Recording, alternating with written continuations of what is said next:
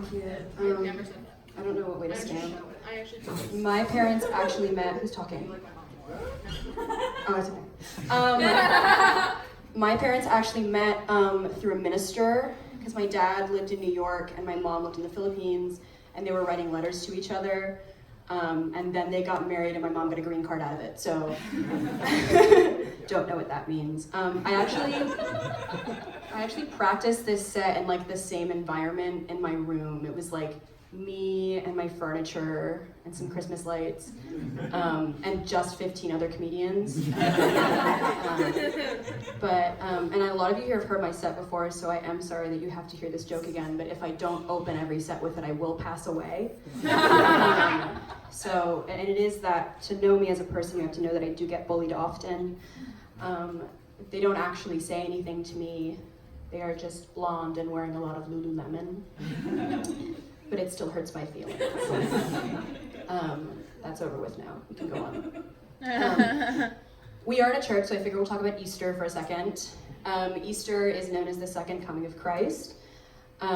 Most women don't even get one. That's usually when I high-five someone, but you guys are all so far away. But yeah, I didn't get to believe in the Easter Bunny when I was a kid. I also didn't get to believe in Santa. Because I grew up in a really Christian household, and when that happens to you, all of your gifts have to come from God and His blessings. Like your Wii is on layaway in heaven. So I didn't get to believe in Santa, but thanks to my older sister, I did get to believe in something called the toilet monster, which, if you don't know, is a monster who lives in your toilet. And if you sit on it for too long, he will crawl up inside of your butt, and he'll possess you, which was like really scary when I was a kid. But now that I'm 20 and haven't had sex in over 2 months, it's like it would really be nice just to have someone inside me again. But yeah, I don't always have the greatest taste in men. Like, if you think that you have bad taste in men, I've had a crush on 2 different guys named Storm. Miraculously, they did both play lacrosse. But yeah, I do think it's important for us to put boundaries on ourselves in terms of the people we'll sleep with and their names. For example, it would be against my personal moral code to ever sleep with a guy named Zach. And that's just because I feel like Zach is the kind of guy that you look at and just immediately know that he wears flip-flops year-round, which isn't very sexual to me. But kind of going off of that, I did go to Jesus camp. I feel like that's kind of a prerequisite for like being a Christian girl.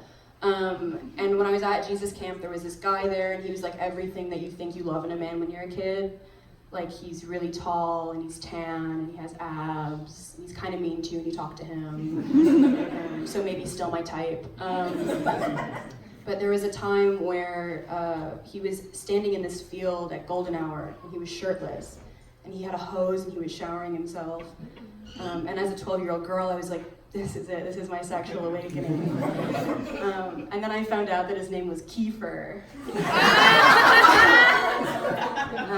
And you just can't have your sexual awakening to a guy named Kiefer. But they do say that the people we're attracted to is based on what we look like. That's a scientific theory that I have no evidence to back up. It's just silly because the only similarity between my ex-boyfriend and I was that we both looked like we might be Asian. But like, you weren't sure. But yeah, and I've also, me personally, I've never put something into someone else's hole, per se.